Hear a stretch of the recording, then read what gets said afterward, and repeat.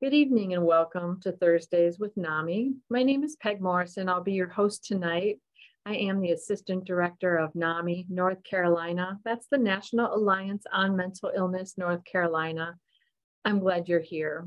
Thursdays with NAMI is our way of having conversations and building community around the topic of mental health. For example, the holidays. How do you feel during the holidays?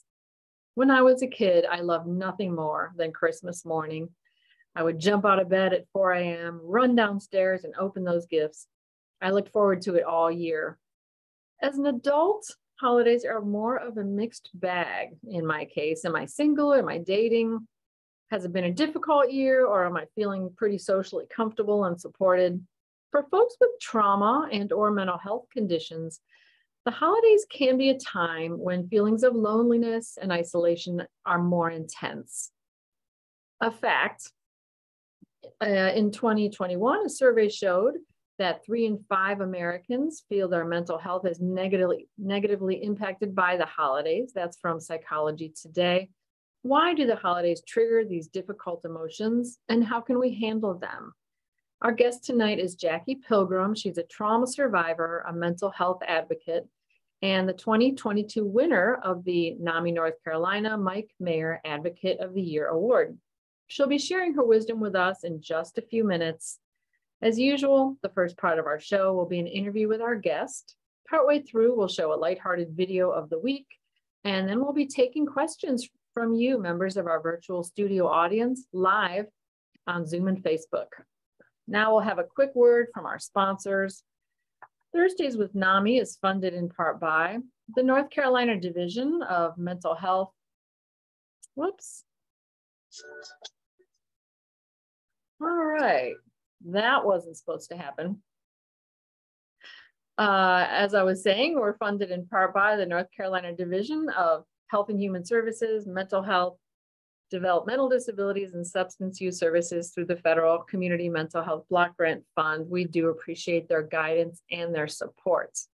You might have gotten a sneak preview of our video of the week there, so enjoy that. Okay. Without any further ado, let's hear from our guest. Welcome, Jackie Pilgrim. Thank you so much, Peg. It is always a joy to be here. I love having conversations with you. So I'm particularly excited to end my year being able to be here with you tonight and everyone. Oh, goodness. Wonderful. Well, we usually start with a basic question. We like to know the background of our guests. Okay. I've told people a little bit, but tell us your story in a nutshell. Okay. Well, currently, I serve on the board of directors for NAMI North Carolina, which I love. I am a former board member for NAMI Durham, still affiliated with NAMI Durham. It's my home base, and I do love them so much there. I am a long-term trauma survivor. So the trauma in my life started very early. The earliest I can remember is about a year old. And through that, I was blessed to be able to realize around the age of 7 that the trauma that I was living through was not my fault. And that was a pivotal point in my life. And that's what started my process of developing coping skills. Because I could put my energy into the coping and not have to really weather the weight of feeling like it was my fault and dealing with that portion of it. After that, I went to school, worked, I got married. I have my wonderful son, who is a young adult who he's diagnosed with severe intellectual disabilities, and he is the absolute love of my life. And he is why I decided to start advocating more, because I want to see people who have diagnoses, people who are severely impacted with whatever their diagnosis is, to be able to live a fulfilling life and to be loved and to love safely and comfortably and to have value. So that's something that's extremely important to me, weathering, especially this time of year. So doing that and working with really good people is one of the joys of my life. All right. I definitely relate to all of that. And I think One thing you're really good at is sort of pulling your personal experience and making it approachable and something that everyone can relate to. So let's start with the basics. What is a trigger? A trigger is anything that could cause a person to recall a traumatic experience. And it's not always just a memory, like you can remember a traumatic experience. Sometimes it causes you to actually react. You have a physical reaction, but you may not know why you're reacting the way that you're doing. So yeah, anything that could cause you to recall or to react to a past traumatic experience. Right. So if you're having a conversation or walking down the road and suddenly your emotions just intensify, it might be a good time to check in and say, okay, where were my thoughts? What did I observe anything or feel anything that pushed a button that I wasn't on the surface, I wasn't consciously aware of it, but on some deep, quiet little level, it hit a button and my feelings completely changed. Right. Or it could be a time of year. Like for me, Right. I couldn't understand why there were certain times of year that I would experience more depression or would be more inclined to binge eat until I thought about it and I connected that that was a time when I would have to be more involved with my family. Right. And the severe depression and everything would come in, especially like, you know, when school would be out of session for the summer or for the holidays. Those 2 times of year were extremely difficult for me growing up, but I never really quantified why that was until I was much later, much older. You know, that's a really good way of putting it. Because a lot of us, I think, have different reactions to the holidays. In my case, my mother was always depressed around the holidays, and she told me that her mother was always depressed around the holidays. Okay. But you're right. If you've got some dysfunctional or toxic relationships or people in your life, and you probably grew up with a lot more exposure to those folks around the holidays when everyone's off work, off school, whatever, and you're all sort of there together. Right. Yeah, I always learn from the show. I always learn from our guests that look at things a different way or understand something from a different perspective. So are the holiday hard for folks who live with mental illness and or those who have trauma? What about substance use? Well, I certainly can't speak for everyone, but I think the holidays can be hard for anyone, whether we live with a mental illness, whether we've experienced trauma.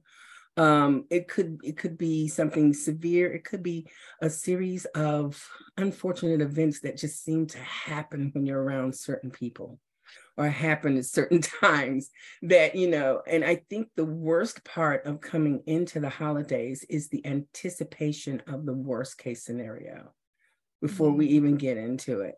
So when you look at from that angle, when you're anticipating discomfort, when you're anticipating having to face the dysfunction, then what you want to do oftentimes is you want to start self-soothing. You want to kind of prepare yourself, try to deal with the triggers that are happening, the reactions that you're having to face this.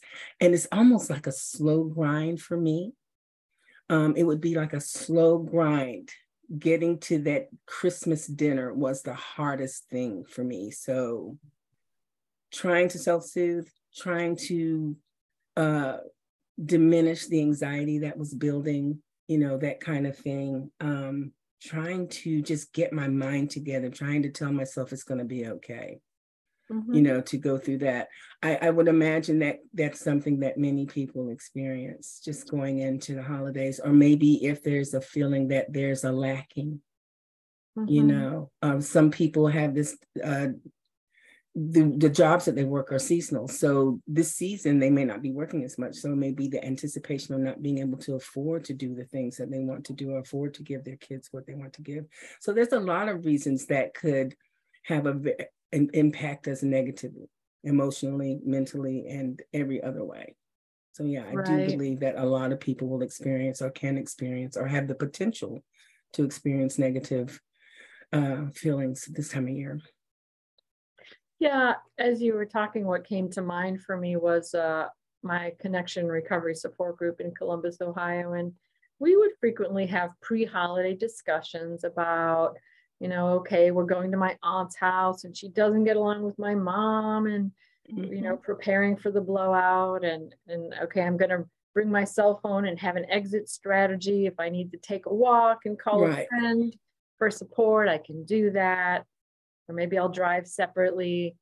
Yeah. So there were always discussions. And I think with substance use, if someone's new in sobriety, or just anticipating that a holiday will cause their loved ones who struggle with addiction to, that you might see the worst of them. You might see the best, but you might see the worst. Right. So you're right. The anticipation can be very difficult. Very much so. Yes. So would you be willing to share a few of your triggers? Yeah. Well, like I was saying, one of them was in terms of anticipation, as you're going to school and there's more chatter about the holidays and people are getting excited. I would find that my emotions would go on a downward spiral, and then my mind would take me to the anticipation of what it's going to be like being home with my family and having no escape. And then watching this thing happen with my mother, because the dysfunction was just so prominent in our lives, but she would try to make up for that at Christmas. So in her mind, she was what I considered chasing this happiness that didn't exist. Oh. So, right. So chasing happy, and I can have a long discussion about happiness, because chasing happy is something I don't do. Even though happiness has its place, and I'll kind of explain that in a little bit. But I watched my mother chase happiness. She would have this vision in her mind about having this dinner. It would just be the three of us, but she wanted everything perfect. And for all that my parents might have done to me throughout all the year, they tried to make it up with gifts. So like when you talked about how you were excited and getting up early and seeing the gifts, I didn't have that experience. For me, growing up, opening my door and seeing, and I never had a normal stocking. My mom used a nylon stocking that was stuffed with fruit and candy, and it literally stretched about halfway down the hall. So I had to step over it to get to the restroom and all this other stuff. And then you walk into the living room and there would be toys pouring out from under the tree, lined up across the sofa, piled up in the rocking chair, sometimes in front of the door. It was excessive.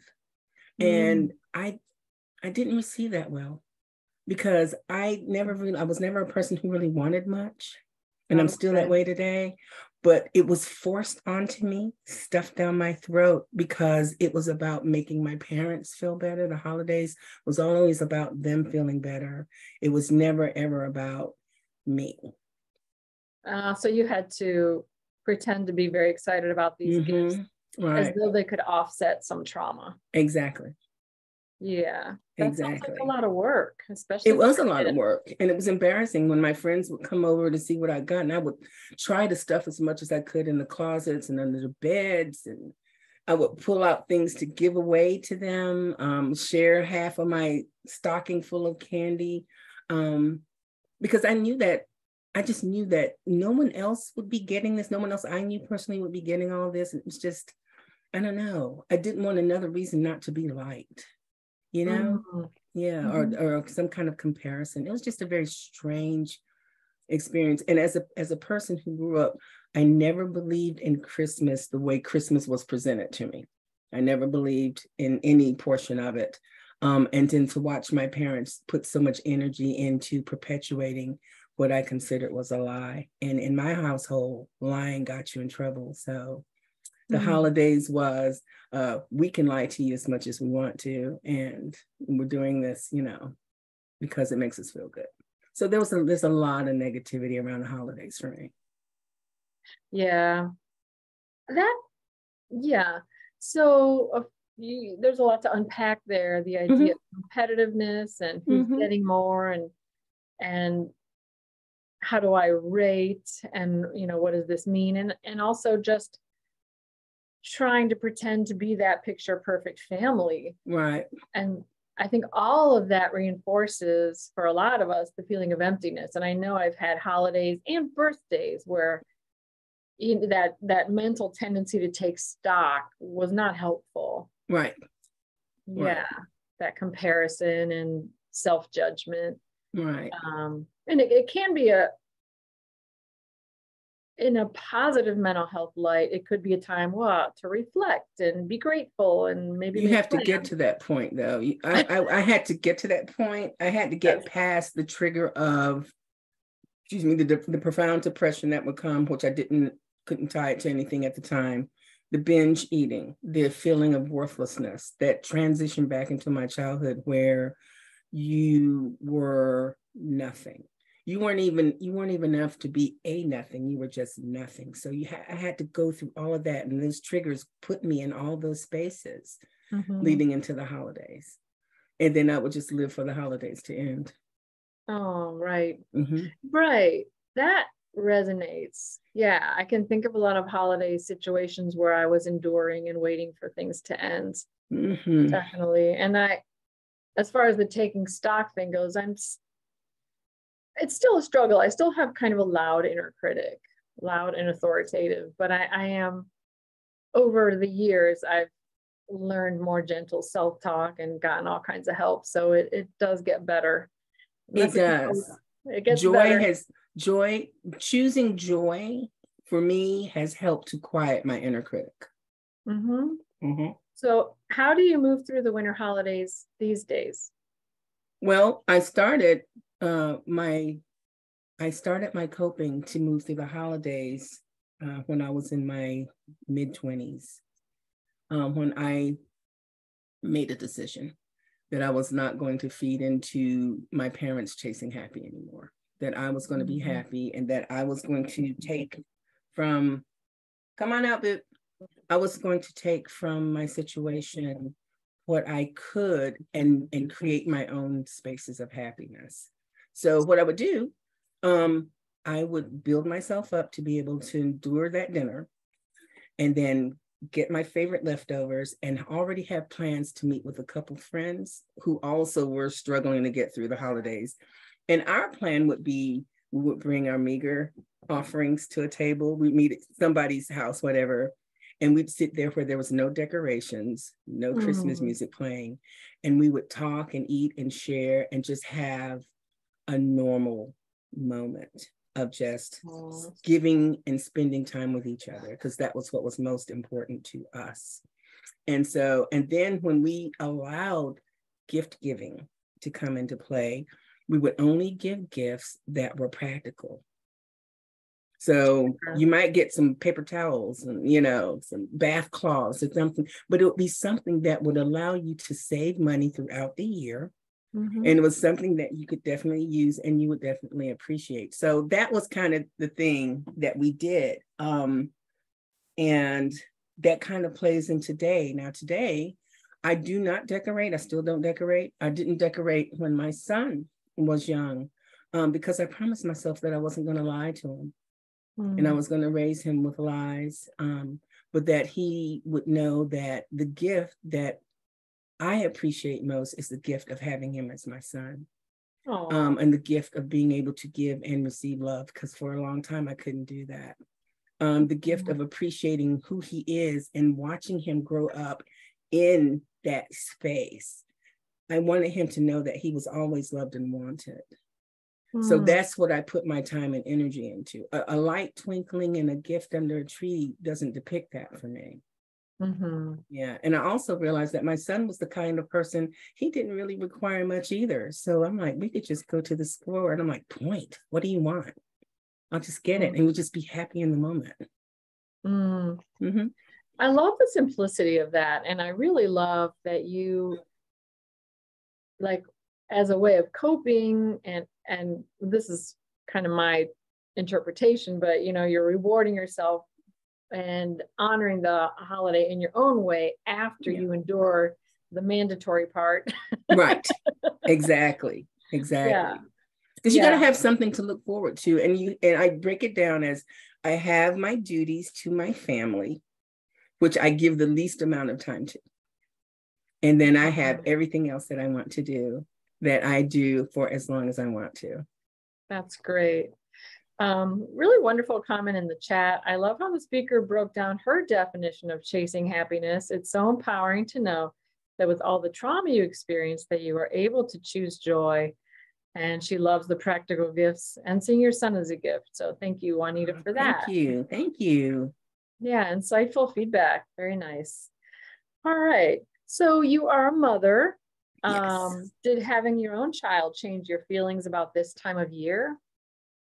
Yeah, I mean, not to change in terms of how I felt and that I didn't really want to participate in this time of year, the way the general scope of it appears. But it made me more vigilant about really taking stock in what's important to me and really taking stock and instilling that in my son. And I wanted him to know that he's important, that family member love is important, that the things that he has, though they're fun and they're happy, they're great, they don't make you. Your circumstance doesn't make you. That you are the core, you are the inside, and that those things that you were born with, those gifts that were placed in you, those are the things that should be celebrated. Those are the things that mean the most. Yeah. I love that. The gifts that were placed in you, the resources, the skills, talents, abilities, the beautiful people. Yeah, all that means something. And it shouldn't all come down to how much you got in terms of presence, because those things are fleeting. The thing that I want my son to be able to do is to embrace having a joyful life and not chase happy. And I said I was going to explain it earlier. I don't chase happy because happiness in of itself doesn't really have a lot of substance. Happiness is that, happiness, you gain happiness from things. If you get a little extra money in your paycheck, that makes you happy. If you're able to buy the car of your dreams, that makes you happy, buy a house or whatever, or whatever, go to see a movie or something. But those things they're happy, but happy is fleeting. Happy comes and then it goes. And then when it's gone, what do you have in the middle? Are you content? Are you joyful? Are you satisfied? Are you in a space where it's like, maybe I don't have everything that I want, but I'm so good with where I am right now? Is that a part of that? Or is it that you just have these spikes of happiness? And then when you look at your life, and if it's not what you want, you decide, well, I'm going to chase happy. I want my happy. Well, what does it require to be happy? How much time, energy, money does it require to be happy? How do you sustain something that wasn't meant to be long-term? You know what I'm saying? But if you look at joy is everlasting. Joy brings all of this wealth with it. It brings peace and thanksgiving and being able to walk in gratitude. Joy helps you to weather the harsh times because you have these things in your life that mean so much to you, that reflect you, that bring you joy and remind you and center you in a much joyful place. And then when happiness comes, it rests on the joy. So the happiness spike is not so severe. It just kind of spikes up and it lingers. And when it's gone, you don't really miss the happiness spike because you're still living in joy. So instead of just focusing on the happiness, we need to partner happy and joy so that we will have a more fulfilling existence, which is that's my theory. That reminds me of one of my favorite poems. It's very, very short, so I'll say it. It's seeker of truth, follow no path. All paths lead where? Truth is here. It's E.E. Cummings, and I've just always loved it. A little 4-line poem that we chase things and it's always on the horizon. The peace, the money, the expectation. Yeah. So yeah, there's a lot to be said for sitting still sometimes. There is a lot.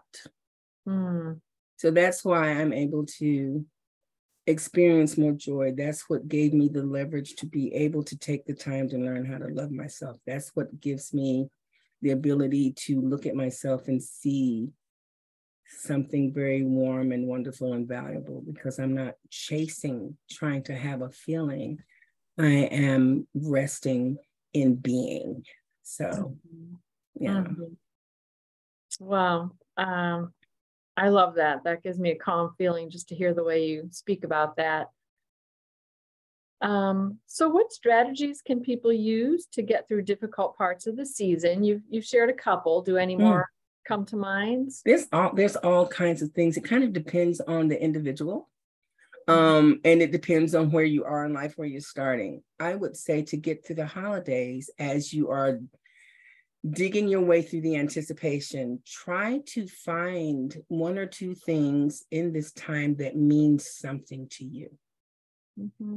You can use that as a focal point that, once I get past this, I can do that. Or it can be something that you do in relationship to something else. But it could be, I really love having a cup of tea and talking to a friend that I haven't talked to in a long time. So try to schedule that at a point where it's not right in the middle of Christmas dinner and all this, but try to schedule a time to talk to that person during the season, something you look forward to if you can. And I think that what we've gone through with COVID has given us the foundation of realizing we don't have to take the time to travel to go see a person. We can just sit right in front of our computer if we want to. So that was one of the small good things that came out of COVID. But or if it's a scent that you like, or if there's a song that you like, or whatever it is that you want, and it doesn't have to do anything with the season. If you don't necessarily like a holiday season, then don't pretend that you do. I'm not saying I'm going to turn into the Grinch, but I may not, what I'm saying, if someone says happy holidays to me, I'll certainly, happy holidays to them. And I just hope that you have an amazing life and existence, that kind of thing. But just find the little things, find something that you like to do, something that you like to read, someone that you enjoy being with, and try to incorporate those things in. And as time goes on, incorporate more of what you love and less of what you don't. And build the strength to be unapologetic, because I had to go through a lot with not doing the whole Christmas thing with my son from family. But I said, this is where I draw the line.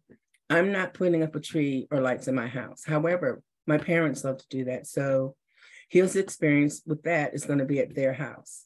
And then we'll be able to go home and have peace of mind. Sure. Right. So if that's something you can do. Right. Something you said earlier reminded me of an important piece too, and that is accepting your feelings. And I think you said I always wondered why the holidays were hard. And then I made this connection between my past and having to spend more time with family. Right. But I think the first step to that is listening to yourself, honoring and accepting your feelings. And then you can figure out, okay, what is going on here and how can I help myself? Right. It took me hitting an emotional rock bottom to get to that point. Because when you grow up in a situation where you don't matter and everything, you're so in tune to what's external that you don't have time to really focus on yourself internally. And so everything was about what kept my parents calm, what made my parents happy, what made my parents mad, everything. Because I never knew from one moment to the next what I was going to receive from them. Okay. And so just living in the darkness of being with my family is probably what made it most difficult, because going into something that I hated, and I expressed to them that I hated, I would ask questions. Does this person exist? Why are we doing this? Why are we doing that? This doesn't make sense. And that was met with silence. But in the meantime, my mom, who would ask me to write a letter to Santa Claus every year, would force me to sit in front of a television. And I remember one time I wrote down maybe 2 things, and I carried the list to her, and she got so angry at me, she slapped me in the face, and she said, she slapped me because there's only 2 items on the list. It wasn't an appropriate list. And I had to go sit in front of the TV and make an appropriate list for her. And I sat down and literally just wrote whatever came up on the commercial. OMG. So she was that upset that your letter to Right. See Santa. that, and that's what I'm saying. That's the intensity with which I Ooh. lived every day. It wasn't just when I said all the presents were from me writing down whatever came up on TV. Oh, It wasn't anything that I wanted. wow. Okay, so to That's appease wild. her and to have a letter to Santa Claus in an envelope with a stamp that was not going to be mailed. And that was her list. That was part of her joy. That was part of her vision. So all of that, I carried all of that for years. And one Christmas, I found myself sitting in the dark, rocking, crying and vomiting. Ooh. And this was after attempting to force myself to go out to do Christmas shopping. I tried. I went out and I just couldn't bring myself to buy another gift, to buy another card that had words that I didn't mean. Okay. Oh my gosh. Because that's another thing. The gift giving and the cards were always had to be gushing with all this emotion that wasn't there. And we played this role for everything. And so I just couldn't do it anymore. And I showed up to my parents' home Christmas Day, trembling and crying, just feeling like I was about to lose my mind. And I just told her, I can't do this anymore. I can't live this lie. I can't play this game. I bought no gifts. I'm not going to buy you another Christmas gift. And I couldn't do it. And it was on that day when I said, I have to live in my truth. I cannot live for my parents and what they want. I cannot fulfill their dream. It's never going to be enough. I have to be true to myself. Right. Wow, that resonates a lot. I had a point where I said to my parents, I can't play this happy family game anymore. And that was a big turning point for me too. But that's a whole nother story. Interesting. Yep. Wow. So maybe we're doing better these days and we notice someone else who seems to be struggling during the holidays. What can we do to help? Well, it kind of depends. If I'm in the store, and I do really pay attention to faces and energy of people that I'm passing by in the store this time of year. And if it feels really low, I typically just start up a having conversation with a person. I don't care what they want to talk about, just a moment of happiness in the drudgeries of shopping, Sure. People that I know more personally, when we're talking, I like to bring up my situation as, I guess, as a way to offer them and let them know, you know what, it's okay if you don't like this. And even if you can't express it to your family, express it to me. Express it to yourself. And then figure out what you want to do later. Okay, get through whatever you're going to do with them. And then what are you going to do later? And kind of get them thinking about something that they really enjoy doing that could happen. And if it's a person who's doesn't really have plans, and I say, you know what? Let's plan to have some cocoa and chit chat. It doesn't matter how late. I'm up late anyway. We could talk by 2 a.m. Yeah. And just have a talk or whatever. So I can't do a whole lot being that I'm one person, but I do what I can to just express, being is good enough. Being you, being who you are in that moment is good enough. You don't have to do anything extra. Yeah, a lot of good nuggets there. My favorite one is maybe you can't express that to someone else, but you can express it to me. Because there's so many people who don't have that right. One safe person, whether they're surrounded by people who are chronically optimistic and you're not allowed to say, right, this seems off balance to me, or I'm not feeling well, I'm down. Right.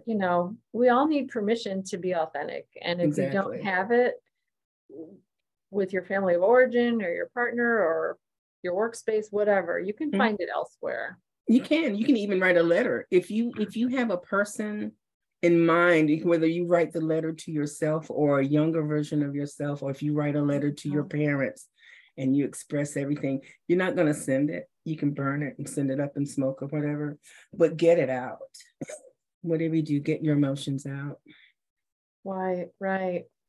Okay, what gives you hope? I developed hope in the midst of the darkest days of my life, which came out of the lesson that I received of joy. Joy brought me hope. In the midst of surviving my family, and without going into a detail of what they were doing, but when you get over the haze of the drugs that they have put into you, and you get past the bruises and they fade, and you find yourself in a space where you feel human again, and you are beginning to feel like engaging in something that makes you happy, and it reflects a part of you that you don't get to see through your family's eyes. That joy allowed me to realize that I could wake up another day and have hope that that day will be better than the day that I'm in. So I carry that and I bring that with me now. And what gives me hope is that whatever happens today, and today's been a really good day, but if today were a bad day, I learned then that when I go to bed, and should I be blessed to be able to wake up and receive another day, that I have hope that that day is not going to be as bad as the last day. Or I have hope that maybe my son and I, or me, or however that goes, can bring joy into another person's life, give hope to another person, because hope doesn't leave. It just kind of sits when you're going through the bad stuff. Just like joy doesn't leave, it just sits when you're going through the bad stuff. And when you get to that point where you can see it again, it's always there. And for me, joy, hope, and gratitude, being thankful, there's always something to be thankful for. All those things are a constant in my life. I just need to weather whatever the storm is so that I'll be able to see that glimmer of light, which is the hope, the joy, and everything else that, brings goodness to me. So just knowing it exists is enough for me. Do you have plans to write a book? Please write a book. Okay. Thank you. I do actually. It's so funny that you say that, because I think throughout every stage of my life, someone has asked me about writing a book, and I want to. I feel like the fruits of my life are heavy, and that at some point in time, books will come out. I don't know when, but I'll be so glad when they do, because right now it's like such a strain in my brain to have all this information and not being able to put it down just yet, but I know it's coming. I know it's coming. The fruits of my life are heavy. That is a great line. Thank you. That is a great line. Great opening line, perhaps. All right. That's a thought. Thank you. All right. We are about to wrap up the interview portion of our show. Thanks everyone for being here with us with Jackie Pilgrim. Before we move to our video of the week, I want to give a big shout out to our hero working behind the scenes, NAMI North Carolina Executive Director Gary Kreitz. He's always there for us, helping out with the chat box and giving us encouragement and leadership. Now, for our video of the week, we're going to pause and enjoy a light moment with our current NAMI North Carolina mascot, Juniper Morrison. And I don't know why I'm having trouble with this, but I am going to sort it out very, very quickly while you all can talk amongst yourselves. Let's see here. Well, it was a great shot, at least. That was a very happy, joyful shot. And, oh, there it is. All right, I got this. I will practice at home over the holidays. Here we go.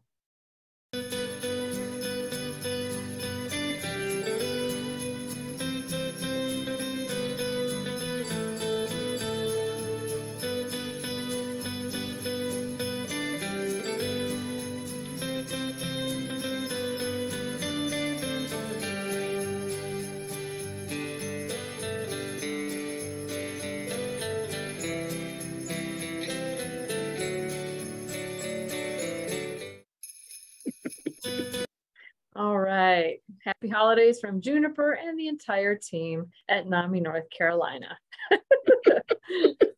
All right. If you have a question, please type it in the Q&A box on Zoom or type it in the comments on Facebook and it will be delivered to us. And we've already got one lined up.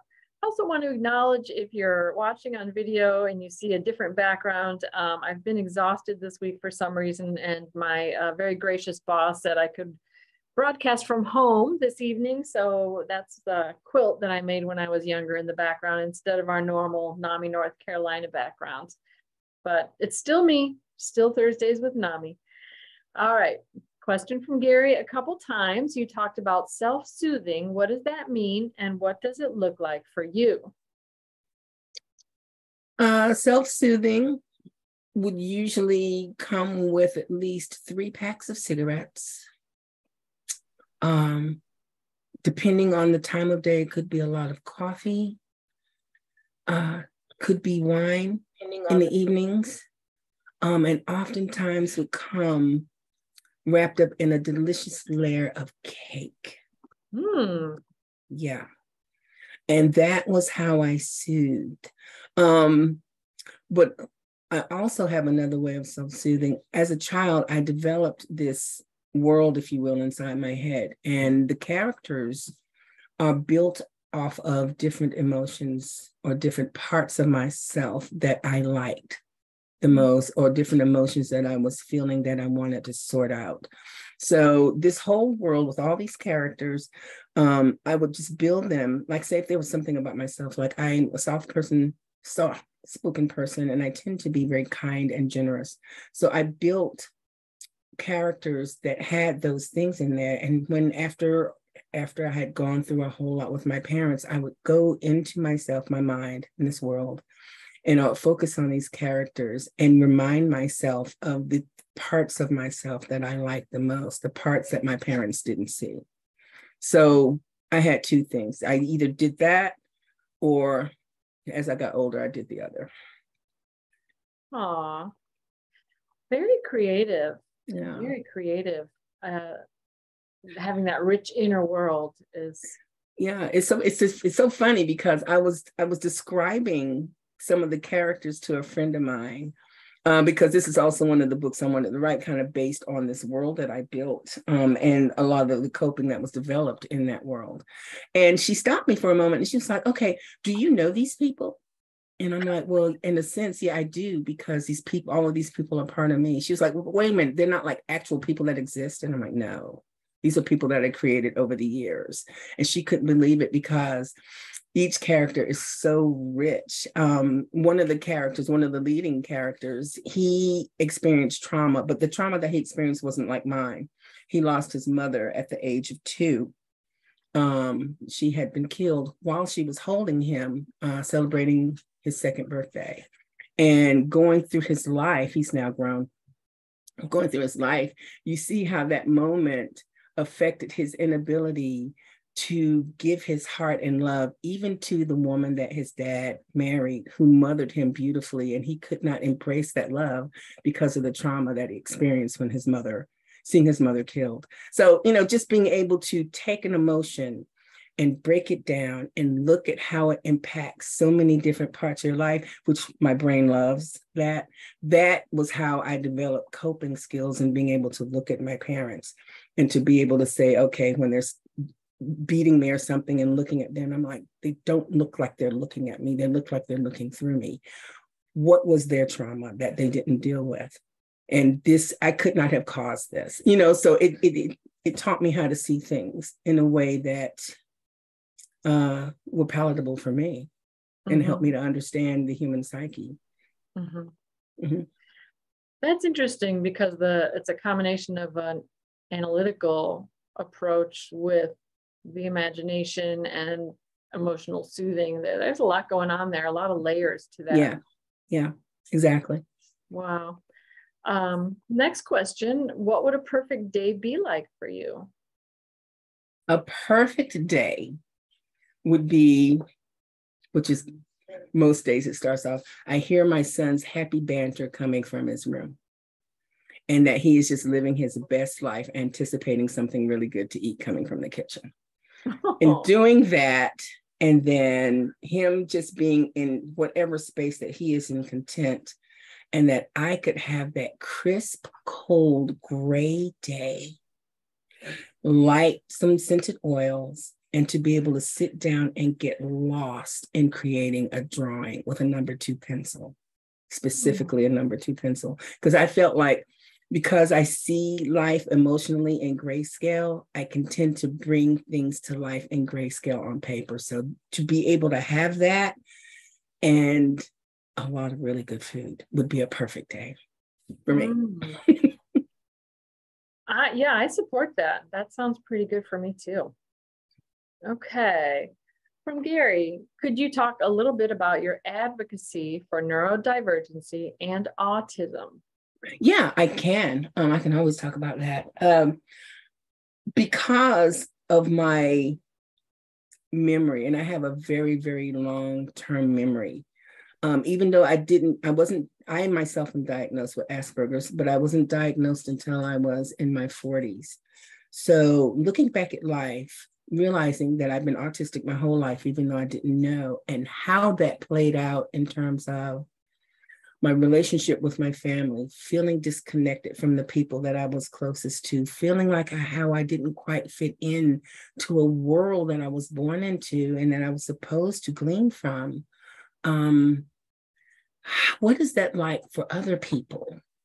And even though my situation might have been very different in terms of a lot of the trauma, what portion of that trauma was just simply from being different? And how does that affect us over time? And listening to other people's stories, and then having my son, who was diagnosed around the age of 9, and looking at his life, I wanted to be able to share what this life was like from many different point of views. I wanted to be able to look at it in terms of how can you experience your best life when you're always being told that you're broken, and what that looks like, and not trying to make it based on trauma, but just trying to make it based on we're here. We are part of the fabric of society. We want to be seen as that. We want to live in a world that embraces us as much as we embrace it. And to be able to value ourselves, and to try to be able to teach the people around us to be able to see a whole human being, whether our body allows us to reflect that or not. Like, we're intelligent thinking human beings, but our bodies may not allow us to be able to reflect that. We may not be able to say it. We may not be able to produce anything or show that we've learned anything, but we're still learning. So I think my desire to fulfill that empty child by helping other people to realize that the people around us, again, are important. They're whole people. They deserve love. They want to give love. What intelligence can look like, even in a person who cannot show you that they're really understanding you, and how that feels, and to embrace the small things is where my advocacy started. And then there was also the component of fair treatment. Getting a person diagnosed, when getting a diagnosis at the time when my son was very young was very difficult to get. He started showing traits at the age of 2.5. I took him to his pediatrician at 3. He wasn't diagnosed until he was 9. And I followed all of the channels. I went to everywhere I could go to get an assessment. I went. At one particular place, I kind of let them know what I was doing ever since I kind of figured out that my son might have been on the autism spectrum. And one of the people doing the assessment leaned over and said to me, "You might have shot yourself in the foot by doing so much." Could you say more about that? I'm not sure I understand that. I took my son for an assessment. He was just over 3 years old. I'm not going to mention the name of the place. And as I was explaining to the panel, the traits that I saw in my son, and he was playing with someone else, and everybody's nodding and saying, "Yes, I can see that." And then I said, one of the things my son does is when I enter the room, he'll look at me and he'll blow a kiss to me from across the room. And Oh, immediately someone said, well, if he were really autistic, he couldn't do that. I see. You see what I'm saying? And I'm like, how is that? Because if that's what he's exposed to every day, then wouldn't he reflect that? Sure. Because, That makes sense to me. right. So, as a single parent and a devout problem solver, one of the things I did, because I was married, but my husband left when Hunter was 9 months old. So to be able to work and clean and cook and deal with therapies and all these things, I had to develop ways to connect with my son. So he would always feel connected. And what I did, I memorized his favorite childhood books, and we kept them in a basket. So when he would crawl over to the basket to get a book, I would recite the book while I was cooking and cleaning, and he would sit down and flip the pages, and we would sing and do all these things. And so I taught him he didn't have to be sitting on my lap with me holding the book and reading to be connected. We could be connected no matter what we're doing. Wow. That's wonderful. I love that. That's a brilliant mother life hack. Multitask. Thank you. And that's another thing I do, is I try to help parents find creative ways to solve everyday problems that will not be a detriment to them or to the child. And one of the other things, and I've talked about this before, is this little game I developed with my son, which is I love you even when the door is closed. One of the things I require in life is some downtime, and I need to have time alone, which is very difficult when you have a child that suffers from separation anxiety, as my son did. Are we doing okay with time? Yeah, that was okay. Thank you. Okay, so I'll just be real brief. And so what I decided to do so he wouldn't be traumatized, and we get into this thing where I'm screaming because I have a need that's not being fulfilled, I decided to turn it into a game. And so I would stand him at the door, and we'd stand there in the doorway and we'd talk to each other and everything. I said, okay, now I'm going to turn the door a little bit, just a little bit. But remember that I love you, even when the door is closed. So I would turn the door, and he'd squawk, and I opened the door. And we just kept playing this game back and forth over time. So eventually I'd be able to close the door, maybe 2 minutes, 5 minutes, 10 minutes, whatever. So over a period of time, it got to the point where we'd stand there. I'd tell him what he was going to do. I'd close the door, and he was quiet. So I went over to my bed and I just sat down for a minute. I said, okay, I'm going to kind of sit this out. And as soon as he squawks, I'm going to open the door. And I sat there and I dozed off. And I might have slept for maybe 5-10 minutes. I don't even know. But when I woke up, I was mortified. And I jumped up and I ran to the door and I threw the door open. And my son was sitting in the middle of his room, surrounded by books, just beaming. Aww. And he was just like, this is so great. And I was so thankful that I didn't traumatize him. Now you fast forward to today, and my son's room is right across from my hallway. So when he gets tired of hearing me clacking on my keyboard and talking to people, he will come stand in the doorway, and he'll just stand there. And I'll turn around and be like, well, what is it, Hunt? And he'll tip his head to the side and he'll smile, and he'll slowly close the door. Oh, that's so precious. Yeah, because he's telling me, I love you, even when the door is closed. That is lovely. That's so memorable. Yeah. Okay. Oh, well, this is a neat question. If you could go back and say anything to your 10-year-old self, what would you tell her? If I could go back to my 10-year-old self, I would say to her, you are enough. The way that you are, the person that you were born as, is enough. And you are loved just the way you are. Right. Yeah. Simple and powerful. Yeah. All right. Is there a question we haven't asked yet that you would like to answer? Oh, let me think. Well, how about this? Because there's a lull in the Q&A. You think, and I'll read some quick announcements. Okay. All right. So happy holidays, everyone. We will not have another webinar for the next 2 weeks, but come back and join us on January 5th for Thursdays with NAMI. We will be featuring NAMI North Carolina board presidents Diane Crisanda. She's out there in the South Mountains area, which is Forest City, Rutherford County, Morganton, Cleveland County. And of course, Executive Director Gary Kreitz. They'll be talking about the year in review, New Year's resolutions, kind of a state of the state for NAMI in North Carolina. Also, please fill out our survey. When you leave the Zoom, a survey will magically appear on your screen. Let us know how we did, what you might like to see in the future. It helps us improve over time.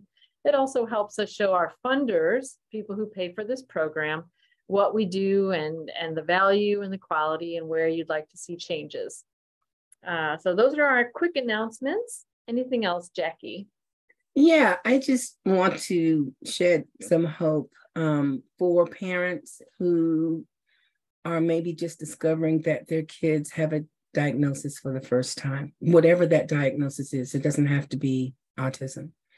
I just want them to know that that is not the end of the world, that it is the beginning of a vast whole new world. And when you have and raise and love a child that has a significant disability, you get the opportunity to experience your world, their world, and how they perceive the world.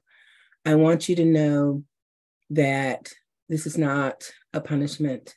It's an opportunity to learn how to love on a deeper level than you ever imagined.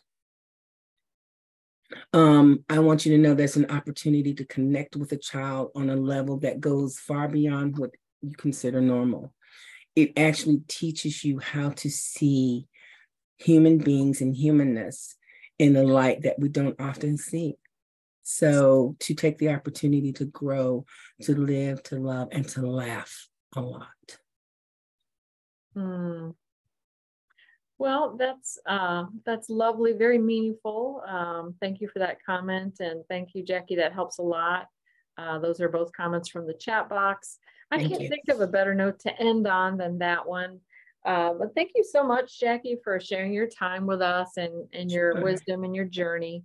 And thanks everyone out there. Have a good holiday. If that doesn't work for you, have a decent holiday. And remember, we're here if you'd like to talk. If you're not loving the holidays, you're feeling isolated, a lot of people are in that boat. Give us a call at NAMI. We'd like to talk it out with you. Thanks, everyone, and have a wonderful night. Thank you. Bye. Thank you. Bye.